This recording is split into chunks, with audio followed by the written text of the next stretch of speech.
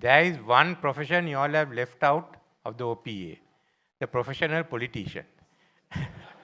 And I don't think you're anxious to have us either, which is quite understandable. Your organization, the OPA, I've known for long. We've agreed on some issues. We've disagreed on many others. But you all are people who have made a lasting contribution to the economy and society.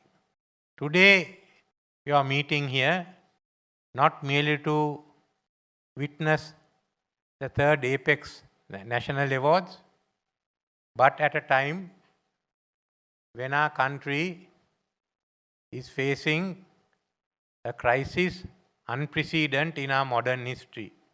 An economic crisis that started when our fragile economy was able to recover by 2017 to have a surplus in the primary budget. And then they were hit with a number of other events. The 52-day gap when the government was thrown out, followed by a security issue, that of Easter bombing, followed by a political economic issue of reducing taxes, followed by, by 2019, by 2020 we were hit by COVID, and as we went along, wrong decisions not to bring in fertilizer, and a decision to maintain an artificial rate of exchange. All this brought about the crisis which we faced in January and February this month. This crisis, economic crisis, in turn led to political protests, first led by youth and the middle class, and subsequently taken over by more violent extremists, which push the young idealists out. We witnessed two outbursts of violence. The second one aimed at actually bringing the government machinery to a halt by taking over all the establishments necessary for that fact. Fortunately, as the Honorable Speaker knows, the Parliament was saved. And now we've gone through a period of establishing law and order, because the instability of the economy on one hand, severe instability of the economy, with the other hand, the severe political instability, the loss that Sri Lanka has suffered on that cannot be counted. But now we're back again. And how do we face the future? The situation here is normal, and I will not be extending the emergency, and I think it will lapse by end of the week. It shows that stability has returned. But that is not enough. How do we handle the problems that we have? How do we go forward? I'd like to tell all of you, there is no looking back. There is no going to what it was in 2019 or 2020. We have to think. We have to have attitudinal change, as the Honorable Speaker mentioned. If we do that, then this country will have a future. Otherwise, we will become another Lebanon. This is the stark choice before you. Whether we like it or not, we have no choices in the solutions. The way we have gone has left us only one path to go. I need not tell you, I think Mr. Wickremesinghe would have done, how bad the economy is. At one time, just after I became Minister of Finance, I found that I was richer than the Republic of Sri Lanka as far as foreign exchange was concerned. Most of you were. Because that day we had nothing. And I had $1,000 at home which I had saved from a trip. So I was more than 1,000 times richer than the Republic. But if you take a person like Mr. Sanjeev Gardner, he would have been about 1 million times richer than the Republic. So nevertheless, that was what we were. There were times when we were looking at getting $2-3 million just to pay off a bill. We are out of that stage now, fortunately. But we are not out of the woods. We cannot go on as an import-dependent economy with the balance of trade not in our favor. What are we going to do now? There is the short term, what you call stabilization. Well, we are now discussing with the IMF to finalize a staff level agreement. And we are at the nitty-gritty. Now, when you set the criteria and targets, 0.25% can make a difference between prosperity and disaster. When that is over, the staff level agreement will come in, and that will give us confidence. Money will come in from some of the donors, from some of the multilateral organizations, some investors would mind taking the risk.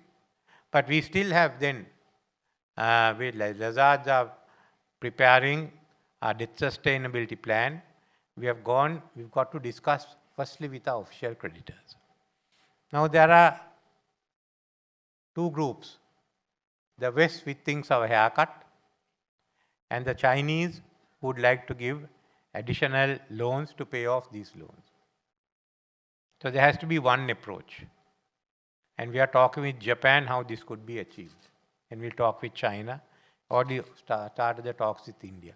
Others will follow. And the more difficult issue of how do you deal with the private creditors. The monies that are invested there are not all by multi-billionaires, remember. A lot of the money are from pension funds, from other earnings, from banks. And a haircut means those pensioners have to take a lock. We know the situation where we are in, where the EPF is today worth half it was 3 years ago. So will they take that cut? That's what you've got to decide. Once we've done that, we have to increase revenue. The state corporations cannot run at a loss. So they've got to catch up on the subsidies or the subsidization they did earlier. We have to increase taxes. And there will be, the banks are very uncertain. There will be bankruptcies. There will be small and medium enterprises affected. That we have to face, and the government is preparing measures for that. But let's ensure that is only for a short term, and not even for the medium term. To do so, we must at the same time, while look at our stabilization, look at our path for recovery. If we move fast, then this will be a short pain. If we still keep arguing, then we are all going to suffer. So we have to change this model. Firstly, we are going to have large number of debts to pay, foreign debts. So we have to become an export-oriented economy in which we keep earning more and more foreign exchange. To that, we have become competitive. We have to become competitive. State sector and the private sector. So a highly competitive, export-oriented economy. We've got to transform to that. There's no other way out. A market, we are a country with 22 million people. We have to find markets outside. We have to compete with other countries. We have to look at new markets. The only way out is through trade integration. There's no other way, either bilateral free trade agreements or regional trade agreements, which is more for Southeast Asia and East Asia. But we have to do this. Within our own region by 2050, going from Saudi Arabia to Indonesia, there will be additional 500 million people, maybe more. Better off than today, all the people are better off than today. Now that's a big market. So we're having a market at our doorstep. I know you yourselves had many arguments with us on trade integration. It cannot be avoided, and you will not lose out on it. That we will ensure. If you don't go for that market, you have no future. All of you have to look out. Go out. We have to help you. The government has to come with plans to help you. We have to find this big market to become competitive. And there are areas to look at, like logistics. We can serve the whole region if Colombo Harbour, Hambantota and Trincomalee are properly developed. And one other area, as you mentioned here, agriculture. With 500 additional million people to feed, why not agriculture? Modernize the agriculture, not the traditional agriculture. There are many of you here who can help in that, who will take part in that. The services, the new technologies, developing tourism to a different level.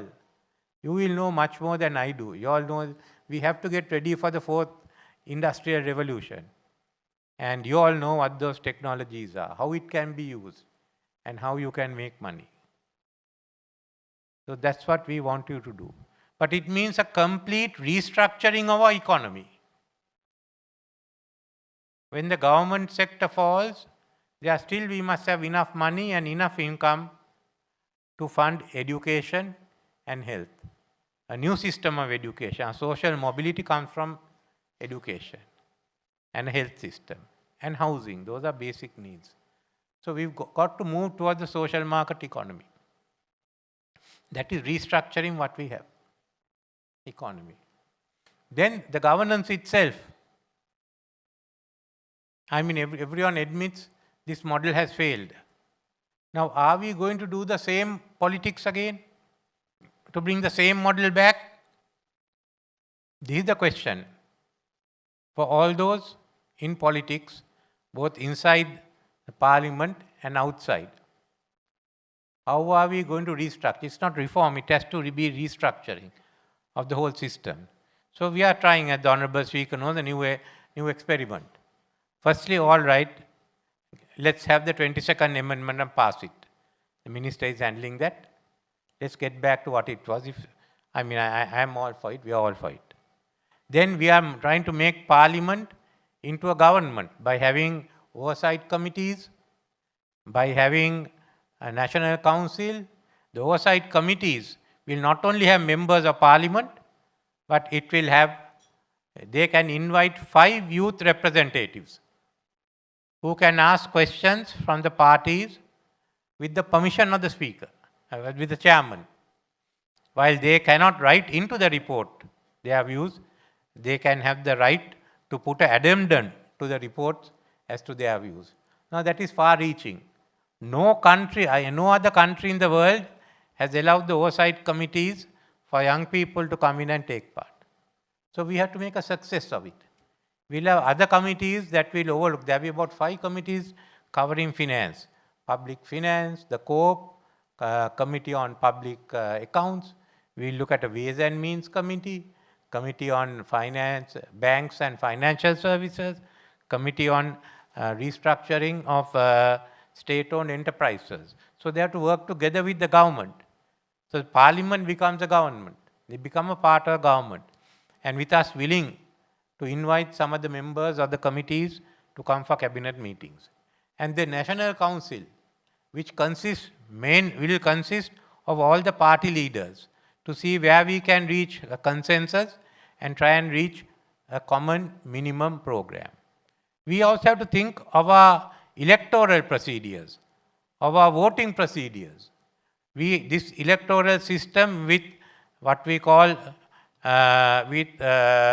preference vote is the one that is responsible a lot of the damage to the system. Then we should be, in this Parliament, we must have the capability of coming up with a new system. We cannot be passing it on to others. The baby is ours. We've took it, we've got to carry it. And if possible from there, go ahead to a new constitution. That's something that we can do. But there's much more. So Parliament will have a large amount of legislation, because climate change alone will take a few months for the legislation to pass. New ways, the rights of women. As even here, as my wife said, Ruchira Gunasekara has sort of stormed and taken over male bastion. I don't know if it's like the fall of the Bastille, but nevertheless, there's a lot more that has to be, done. So while the Parliament cannot do all, we thought we will ask the country.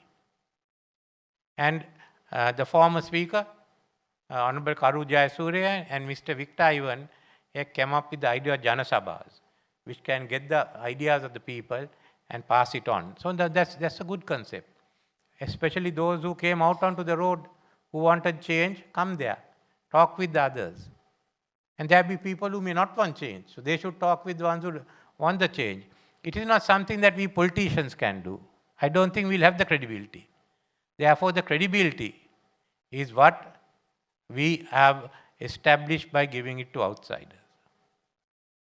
So in this, where you all can join in, firstly on the economic side, secondly on the social side, we need a strong civil society. Civil society that's able to influence.